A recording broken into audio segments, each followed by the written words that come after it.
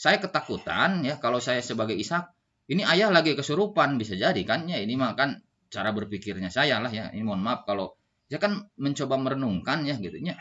Satu sisi Ishak tidak memahami apa masalahnya kan gitu ya.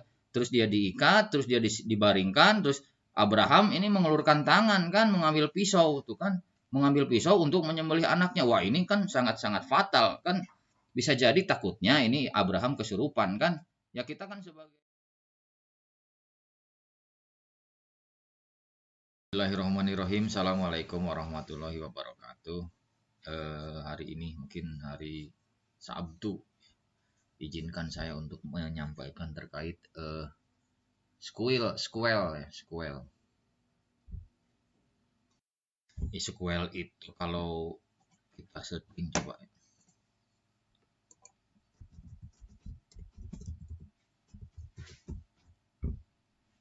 Nah, ini squel ya. Jadi berhubungan dengan video, film ya. Sequel adalah film dengan cerita lanjutan dari film pertamanya. Jadi memang kesempatan kali ini video ini adalah sequel ya, rangkaian dari beberapa video sebelumnya. Nanti Anda bisa lihat di kolom deskripsi ya terkait perintah pengorbanan ini. Ya, jadi ada sequel video yang lainnya. Lanjut mungkin kepada kesempatan kali ini ya, di video kali ini saya mengambil judul tetap dalam titik temu pisah Quran dan Bible ya. Jadi ini beberapa video sebenarnya ini. Ya, ini sequel yang terkait judul sekarang adalah perintah pengorbanan ini bohong-bohongan atau Ibrahim ini berbohong ya. Nah, kenapa saya kasih judul ini? Mudah-mudahan menjadi menarik mungkinnya, menjadi bahan diskusi untuk kita dialogkan bersama ya, dan menjadi pengkayaan juga mungkinnya untuk ya sama-sama, termasuk saya pun ingin mendapatkan masukan ya, atau bisa dikritik atau ya untuk seperti apalah sebenarnya ini perintah pengorbanan ini, karena memang dua kitab suci ini sama-sama menyorot ya, memotret kisah perintah pengorbanan ini ya, baik dari Quran atau Bible. Nah, judul perintah pengorbanan ini bohong-bohongan atau Ibrahim berbohong, saya coba ilustrasikan dengan Pinocchio ya. Ini Pinocchio itu kan kisah fiktif ya. Jadi manusia atau anak lah, anak manusia yang memang bohong-bohongan, sebenarnya main-mainan kan ini Pinocchio itu. Nah, jadi Pinocchio itu kan bohong-bohongan, main-mainan ya, fiktif. Dan ini ada hidung yang panjang ya. Hidung panjang itu biasanya ceritanya kalau tidak salah, ini saya lupa ingat nih. Kalau Pinocchio berbohong, dia tumbuh hidungnya tumbuh kan gitu ya. Nanti berbohong lagi tumbuh lagi kan gitu. Nanti kalau berbohong lagi tumbuh lagi. Nah, kurang lebih gitulah Pinocchio ini. Jadi agak nyambung dengan judulnya ya. Ini sengaja juga saya tampilkan Pinocchio, latar belakang ilustrasi gambarnya, karena memang masalahnya ini bisa saja kisah pengorbanan ini kan bohong-bohongan gitu ya. Atau memang Ibrahim ini berbohong. Nah, bagaimana ketersambungan dengan judul ini? Ini tentunya tidak seenaknya saya menuliskan judul ini ya. Jadi saya menuliskan judul ini tentu ada dasarnya lah. Mari kita sama-sama melihat gitu ya. Sebagaimana judul ini bisa dikatakan nyambung atau tidak lah, kurang lebih begitu. Oke ya. Nah, untuk melihatnya mungkin kita lihat saja langsung kita cek ya redaksi ayat kitab sucinya. Ini kita matikan dulu ya judul ilustrasi. Nah, ini redaksinya nih yang yang agak kuning tua ini kan yang Al-Qur'an ya, surat As-Saffat. Jadi di Quran itu berbicara terkait prosesi penyembelihan itu satu-satunya di rangkaian surat As-Saffat ya. Surat As-Saffat itu surat ke-37 di susunan mushaf Quran. Kurang lebih lah di ayat 100 sampai 107 lah. Ini terkait potret kisah pengorbanan ini. Kalau di ayat yang lain saya cari nggak adanya. Memang hanya di sini. Terus di kitab Kejadian di Bible ini ada di kitab Kejadian di pasal 22 ya, di ayat 1 sampai 13. Ya, mungkin untuk lebih menariknya saya baca supaya dasarnya kuat ya. kita bacakan dulunya di surat di Al-Qur'an ya, surat As-Saffat. Jadi diawali dengan doa nih ya. Bismillahirrahmanirrahim. Ya Tuhanku, anugerahkanlah kepadaku seorang anak yang termasuk orang-orang yang soleh. Maka kami beri dia kabar gembira dengan seorang anak yang sabar. Nah ini selanjutnya, maka tak kala anak itu sampai pada umur sanggup berusaha bersama-sama Ibrahim, Ibrahim berkata, hai anakku, sesungguhnya aku melihat dalam mimpi bahwa aku menyembelihmu. Maka pikirkanlah apa pendapatmu. Ia menjawab, hai bapakku, maksudnya ia itu si putra ini ya. Hai bapakku, kerjakanlah apa yang diperintahkan kepadamu. Insya Allah kamu akan mendapatiku termasuk orang-orang yang sabar. Nah ini ilustrasi gambarnya lah ya. Tak kala keduanya telah berserah diri dan Ibrahim membaringkan anaknya atas pelipisnya, nyatalah kesabaran keduanya. Jadi memang ini terbukti ya, mereka itu betul-betul dengan sepenuh hati melaksanakan perintah ini ya. Ini kan nyata ya. Dan kami panggil dia Ibrahim. Nah, jadi ini ditahan ya. Jadi setelah terlihat memang betul-betul pasrah mereka berdua ini. Nah, Allah kemudian menyetop lahnya. Sudah oke, hentikanlah, kurang lebih gitu. Nah, dan kami panggillah dia, hai Ibrahim, sesungguhnya kamu telah membenarkan mimpi itu. Nah ini memang perintah ini muncul dari mimpi, memang ya, mimpi dari Ibrahim. Mimpi itu, sesungguhnya demikianlah kami memberi balasan kepada orang-orang yang berbuat baik. Sesungguhnya ini benar-benar suatu ujian yang nyata. Dan kami tebus anak itu dengan seekor sesembelihan yang besar. Nah ini kurang lebih narasi dari yang dipotret dari Quran ya. Nah selanjutnya nih mungkin dari kitab Bible ya, kitab Taurat, kitab Kejadian ya. Kenapa saya tuliskan Taurat? Karena memang kitab Kejadian ini urutannya memang kitab pertama ya. 5 kitab di Bible itu disebutnya Taurat atau Torah ya. Orang Yahudi itu disebutnya Taurat. Kalau istilah Islam menyatakannya Taurat. Nah ini namanya kitab Kejadian. Oke, saya bacakan mungkin dari ayat pertama ya. Setelah semuanya itu Allah mencoba Abraham. Ia berfirman kepadanya, Abraham. Lalu sahutnya, ya Tuhan, firman-Nya, ambillah anakmu yang tunggal, itu yang engkau kasihi, yakni Ishak. Pergilah ke tanah Moria dan persembahkanlah dia di sana sebagai korban bakaran pada salah satu gunung yang akan kukatakan padamu. Keesokan harinya pagi-pagi bangunlah Abraham. Ia memasang pelana keledainya dan memanggil 2 orang bujang beserta Ishak. Anaknya ia membelah juga kayu untuk korban bakaran. Lalu berangkatlah ia dan pergi ke tempat yang dikatakan Allah kepadanya. 4 ya. Ketika pada hari ketiga, ini berarti dari prosesi ini 3 hari ya. Agak lama mungkinnya. Nah, ketika pada hari ketiga Abraham melayangkan pandangnya, kelihatan kepadanya tempat yang jauh. Nah, ini mungkin suatu tempat Moria ini yang dimaksud mungkinnya. Ketika hari ketiga itu, ketika sudah mulai melaksanakan prosesinya nih, hari H-nya nih, ini hari H-nya itu pas hari ketiga ya. Melayangkan pandangan jauh, kelihatan kepadanya tempat itu dari jauh. Kata Abraham kepada kedua bujangnya, tinggallah kamu di sini dengan keledai ini. Aku beserta anak ini akan pergi ke sana, kami akan sembahyang. Nah, di sini permasalahannya kami akan sembahyang ya. Sesudah itu kami kembali kepadamu. Nah, ini konteksnya antara sembahyang dan pengorbanan, nanti kita lihatnya.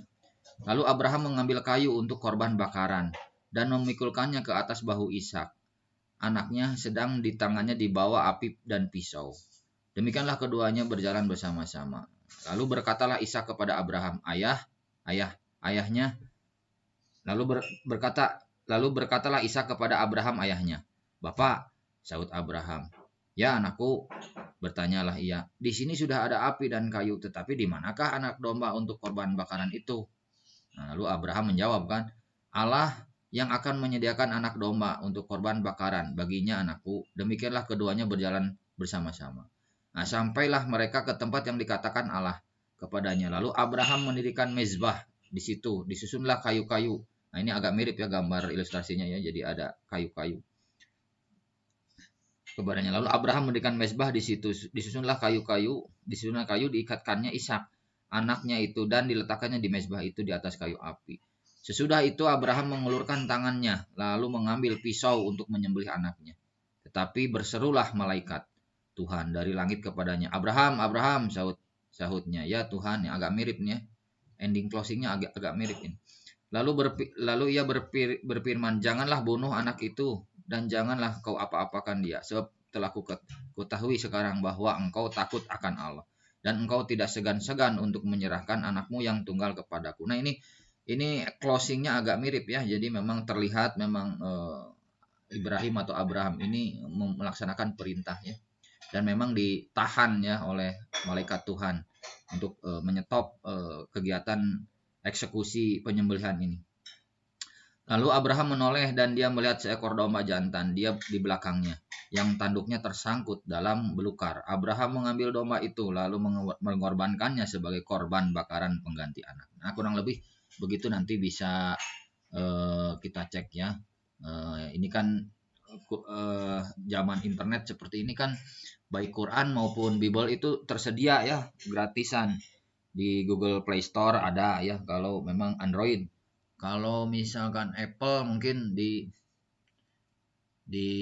ya di apa, kalau Apple apa ya? Ya Apple tuh Apple Store ya, di Apple Store. Nah, bisa di-download lah.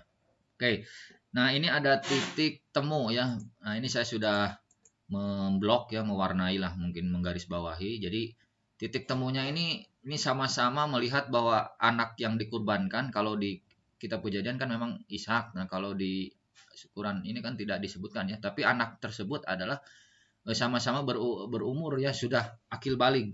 Kalau di Quran kan anak itu sanggup berusaha bersama sama Ibrahim. Artinya ini sudah cukup dewasa ya. Nah, kalau di Alkitab ini Abraham mengambil kayu untuk korban bakaran itu dan memikulkannya ke atas bahu Ishak. Artinya si Ishak ini ya, ya mungkin putranya ini Ishak ya. Ishak ini sudah bisa memikul kayu ya, agak cukup besar. Nah, selanjutnya titik temunya, dan kami panggillah dia Abraham. Nah, ini titik temu nih yang tadi saya sampaikan ya. Tapi bersulah malaikat Tuhan. Ini titik temu. Dan kami tebus anak itu dengan seekor sesembelihan. Ini pun sama. Ya, jadi ini juga melihat seekor domba jantan. Ya, mungkin domba jantan itu adalah sesembelihan. Nah, inilah adalah titik temu ya. Nah, kita melanjut kepada titik pisah. Nah, kalau titik pisah ini saya sudah blok juga ya. Jadi ini titik pisahnya di mana kalau Quran, hai Bapakku kerjakanlah apa yang diperintahkan kepadamu. Nah, ini titik pisahnya di sini ada dialog dulu ya sebelum melaksanakan prosesi, di mana Ibrahim membuka pintu dialog ya dengan putranya yang memang akan dikurbankan ya, akan disembelih gitunya. Dan ini jawaban dari putranya, Bapakku kerjakanlah apa yang diperintahkan kepadamu. Insya Allah kamu akan mendapatiku termasuk orang yang sabar. Nah, terus yang kedua selanjutnya ini titik pisah juga nih. Sesungguhnya ini benar-benar suatu ujian yang nyata. Nah, kalau di Bible ini saya lihat ya, ini kronologis yang tadi saya bacakan itu tidak muncul musyawarah, tidak muncul ya, bahkan cenderung tidak terus terang. Abraham ini tidak terus terang. Bagaimana tidak terus terangnya? Nah, kita coba kita analisis ya. Ini surat ayat ketujuhnya, coba lihat. Lalu berkatalah Ishak kepada Abraham, lalu berkatalah Ishak kepada Abraham ayahnya, Bapak, sahut Abraham, ya anakku, bertanyalah. Iya, maksudnya Ishak bertanya, di sini sudah ada api, sudah ada kayu, tapi manakah anak domba untuk korban bakaran? Nah, di sini menurut saya di dalam benak Ishak itu akan mengorbankan domba ya. Nah, coba bayangkan, kita pelan-pelan merenung, coba kita meresapi ayat ini ya. Jadi Ishak ini ketika akan melaksanakan prosesi bertanya kan kepada Abraham, ayah, di mana anak domba ini? Di manakah anak domba yang untuk korban bakaran? Jadi di benak Ishak itu memang domba yang akan dikurbankan, bukan Ishak ya. Ini perlu digarisbawahi, makanya saya blok tebal ya. Jadi narasi di Bible ini jelas mengatakan bahwa di mana anak domba untuk korban bakaran itu. Nah, tahu dari mana ini Ishak? Mungkin dikasih tahu oleh Abraham mungkin ya. Mari kita menyembelih anak domba mungkin. Nah, ini kenapa bertanya seperti itu Ishak kan? Dan memang di ayat selanjutnya juga kita lihat ya, ini ketika bertanya ketika menjawab kepada bujangnya nih mana?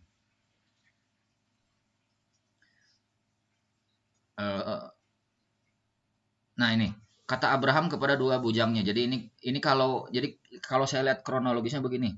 Berjalan ya, ketika berjalannya itu mungkin dengan bujangnya. Bujang itu maksudnya pembantu ya. Pembantunya Abraham ya dengan dua bujang. Jadi ada 4 orang ini kalau saya lihat. Dua bujang ya, pembantunya itu ada dua. Ada Ishak satu dan Abraham. Dia berjalan menuju suatu bukit kan. Bukitnya di sini kan Moria. Nah, ketika mau menaiki bukit ya. Nah, si bujang ini disuruh menunggu kan oleh Abraham. Nah, dalam menunggunya ini Abraham mengatakan udah kamu tinggal di sini saja di kaki bukit. Nah, saya dengan Ishak akan pergi kan gitu. Kami akan sembahyang kan. Ini kan maksudnya Abraham dengan Ishak itu mau pergi ke atas, mau melakukan sembahyang. Nah, di sini jadi belum ada tetap ya di sini Abraham ini tidak menjawab apa permasalahannya untuk naik ke gunung ini, ke bukit ini, apa sih sebenarnya masalahnya ya. Dia mengatakan sembahyang kepada bujangnya. Ya, tentunya Ishak pun juga mendengar kan kalimat sembahyang ini. Oh, jadi mungkin mau sembahyang. Di samping itu juga mau melaksanakan korban domba di sini. Makanya Ishak bertanya kan, mana anak domba ini? Nah, ini di sini menurut saya juga artinya Ishak belum jelas ya. Ibrahim memendam tidak terus terang ya. Apa sebenarnya masalahnya, Ibrahim mau melakukan apa ini kan gitu. Oke. Ke selanjutnya ya, sahut Abraham, Allah akan menyediakan anak domba untuk korban bakaran. Nah, jadi ini seolah-olah Allah ini sudah, jadi Abraham ini sudah tahu ini sebenarnya masalahnya ini bukan ujian menurut saya. Saya melihat ini bukan ujian, tapi kisah ini sudah diketahui masalahnya kan, bahwa akan ada domba yang disembelih kan gitu ya. Ini coba kita bayangkan ya.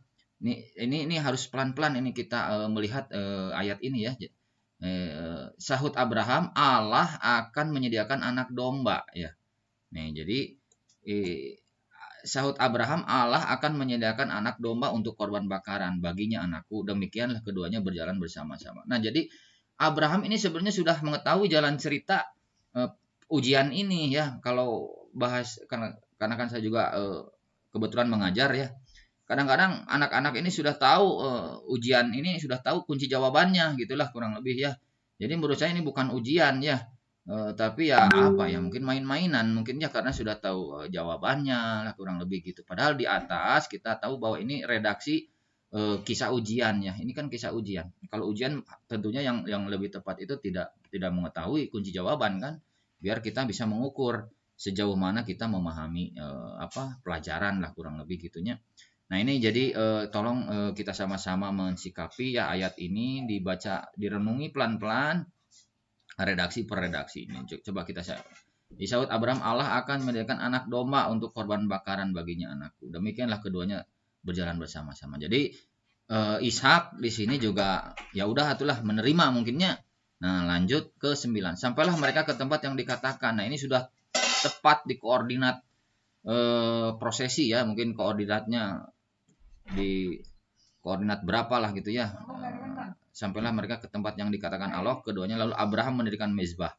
Disusunlah kayu diikatkannya Ishak. Nah, di sini juga menurut saya ya, Ishak ini kan pertama juga aneh kan, mana dombanya kan gitu ya. Terus Ibrahim juga mengatakan akan menyembelih domba kan gitu ya. Tapi ujug-ujug ya, kalau bahasa Sundanya mah ujug-ujug. Atau tiba-tiba ini Ishak diikat kan. Ini menurut saya juga bermasalah. Ini ada apa? Kalau saya sebagai Ishak, saya ingin menyampaikan kalimat ini ya. Ayah, ini kenapa saya diikat kan gitu ya. Jadi mungkin berontak mungkin ya. Diikatnya Ishak anak itu dan diletakkannya di mezbah. Nah, ini apalagi kan setelah diikat terus disimpan di atas mezbah kan, ini juga ini apa-apaan kan gitu ya. Ini karena kan selama dari sebelumnya perintah ini kan, terus ada 3 hari kan gitu berjalan ke suatu bukit, terus naik bukit. Ini belum jelas kan gitu. Ujug-ujug atau tiba-tiba ini disimpan kan seperti mau menyembelih. Nah, menurut saya ini agak redaksi ini menjadi ini bahan kajian kita bersama ya. Kenapa Ishak tidak berontak kan gitu, atau bertanya lagi kan, ini maksudnya apa ayah, karena kurang lebih gitulah ya. Nah, Selanjutnya sesudah itu Abraham mengelurkan tangannya. Nah, apalagi ini sudah pegang pisau, mungkinnya ini lebih dahsyat lagi kan. Ini seolah-olah menurut saya jadi saya ketakutan ya kalau saya sebagai Ishak, ini ayah lagi kesurupan bisa jadi kan ya. Ini mah kan cara berpikirnya saya lah ya. Ini mohon maaf kalau saya kan mencoba merenungkan ya gitu ya. Satu sisi Ishak tidak memahami apa masalahnya kan gitu ya.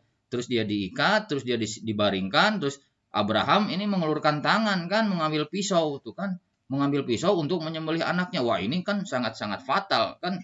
Bisa jadi takutnya ini Abraham kesurupan kan. Ya kita kan sebagai anak harus konfirmasi kan sebagai ini kan. Nah, ini kurang lebih gitulah ya. Nah, tapi selanjutnya memang ini sama ya, tetapi bersululah malaikat menahan memang. Ini hampir mirip.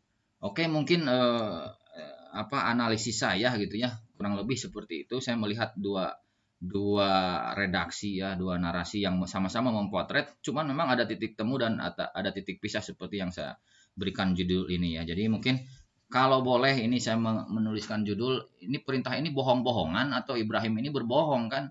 Nah, jadi bohongan ini bisa jadi karena Ibrahim ini kan sudah tahu kisahnya kan bahwa akan ada penyembelihan domba.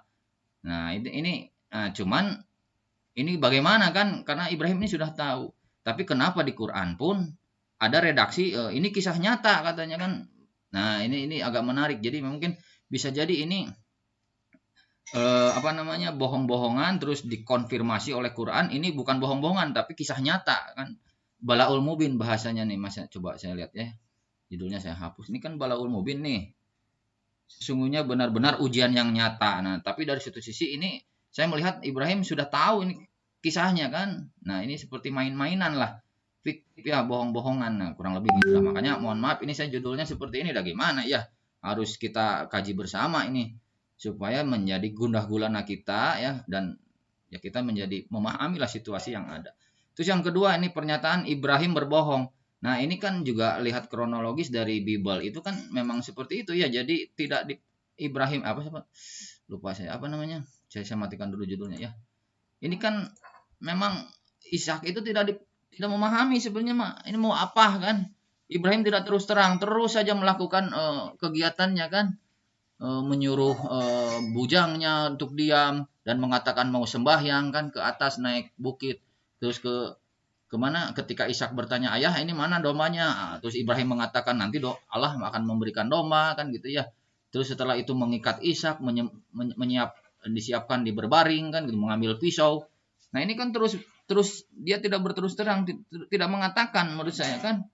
Nah ini berdampak menurut saya. Nah jadi mohon maaf ini saya tulis juga judulnya apakah memang Ibrahim ini terus berbohong nah, gitu ya. Nah ini kita kaji bersama lah gitu. Oke, kalau begitu nanti saya coba buat kesimpulannya. Nah, ini kesimpulan yang saya coba buatkan ya. Jadi baik Quran maupun Bible sama-sama mendokumentasikan kisah pengorbanan ya. Jadi memang ini ada kesamaannya juga ya, walaupun ada perbedaan. Jadi memang sama-sama memotret kisah pengorbanan Ibrahim. Yang kedua, kisah ini melibatkan putra Ibrahim yang sudah dewasa ya. Jadi memang sama-sama dia mengatakan baik dua narasi ini ya, baik Bible maupun Quran sama-sama mengatakan dewasa ya. Nah, terus yang ketiga ini titik temu juga bahwa penyembelihan ini Allah mengganti dengan binatang sesembelihan ya. Jadi memang sama-sama. Ini dua-duanya juga tidak dikurbankan ya. Sorry bukan dua-duanya apa Ibrahim putra kalau Quran kan disebutnya putra Abraham ya. Ini putra Abraham ini tidak dikurbankan ya, tapi diganti dengan sesembelihan. Nah, ini sama, dua-duanya sama menyatakan bahwa yang disembelih itu adalah binatang sesembelihan. Nah, rangkaian persiapan prosesi penyembelihan inilah titik pisah ya. Jadi saya mencoba menggarisbawahi rangkaian persiapan prosesi penyembelihan ini berbeda. Nah, ini titik pisah. Nah, ini analisanya. Apa analisa titik pisah itu? Ya, jadi dalam narasi diduga, ya ini saya mencoba ajas duga tak bersalah ya. Jadi ini dugaan saya, mudah-mudahan ada jawaban nanti di diskusi kita ya. Nanti mudah-mudahan ini sebagai awal lah video ini untuk menjadi dialog bersamanya sebagai pengkayaannya. Jadi di dalam narasi Bible saya mencoba mengeluarkan hipotesis lah. Bible diduga Ibrahim seolah telah mengetahui isi jalan cerita ujian ini. Jadi kisah ini bohong-bohongan. Nah, saya akan kasih tanda tanya ya. Jadi supaya bisa didialogkan lah gitu ya. Ini yang benarnya seperti apa. Yang kedua, dalam narasi Quran tegas menyatakan ini bukan kisah fiktif. main-main atau bohong-bohongan, melainkan ini kisah ujian yang sangat nyata, dengan bahasa Arabnya mungkin balaul mubin ya. Nah, analisis yang kedua ini terkait perintah pengorbanan. Ibrahim dalam Bible tidak terus terang diduga melakukan, nah ini sama juga dia, diduga melakukan kebohongan kepada Ishak. Ya, sebenarnya bukan kepada Ishak saja ya, kepada dua bujang yang tadi saya bacakan kan. Hal ini berbeda dengan yang didapati dalam narasi Quran, di mana Ibrahim berterus terang dan mengajak dialog putranya. Jadi ada kan di sini ketika Ibrahim mengatakan, maka pikirkanlah apa pendapatmu, hai anakku, kan gitu ya. Jadi ini mengajak dialog ya. Dan si anak itu menjawab kan, hai bapakku, kerjakanlah. Nah mungkin dari kesimpulan ini ya, dan video ini mungkin bisa menjadi ya, mengisi permasalahan selama ini gitu ya. Ini narasi atau kisah-kisah masa lampau itu seperti apa kejadiannya. Nah ini ada bagusnya ini apa namanya, data-data yang ini muncul gitunya, untuknya sama-sama kita membaca ya dan menyenangi kitab suci, dan akhirnya mungkin menjadi inspirasi bagi kita ya, untuk bersikap nanti di masa depan ya. Karena kan ini semua pelajaran ya. Kitab suci itu kan sebenarnya fungsinya kisah-kisah itu kan untuk menjadikan pelajaran bagi kita ya di kehidupan kita. Itu saja mungkin, mohon maaf jika ada penyampaian yang mungkin kurang pas atau kesalahan saya dari penyampaiannya, ya saya berlindung kepada Tuhan Yang Maha Esa gitu ya, dari kesalahan ini, karena memang saya juga menyadari saya itu manusia kan, banyak sekali saya kesalahan. Untuk itu saya mengundang mungkin dialog di kolom deskripsi ya, untuk menjadi ya sama-sama lah kita belajar bersama gitu ya. Itu saja. Assalamualaikum warahmatullahi wabarakatuh.